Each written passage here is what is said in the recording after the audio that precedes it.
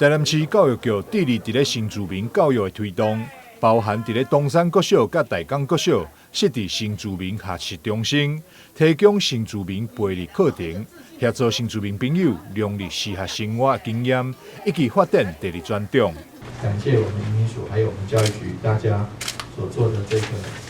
努力，在照顾我们新住民，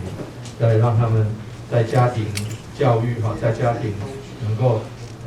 更和乐，然后能够在台湾开拓他人生走入人生的另外一个旅程。我想我们台南是一个友善的城市，所有各国的住民，那么其中也占有相当分量占了将近2% 的我们新住民朋友，那么有东南亚7个国家，如果再加上大陆籍的，我们加起来大概有35000多。新住民来到异乡，上大的困难就是语言的沟通，以及磨合文化上的习惯差别。纪录片《我的青春影像日记》拍摄分别来自越南的欧美燕，加印尼的郭之瑜，呈现因伫台湾生活心路历程，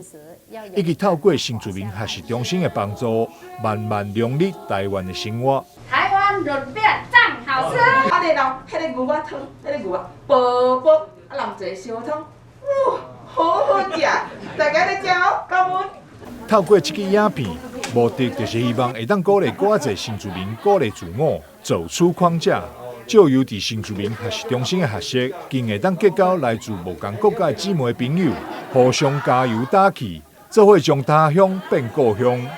台南新闻张硕维、杨顺怀采访报道。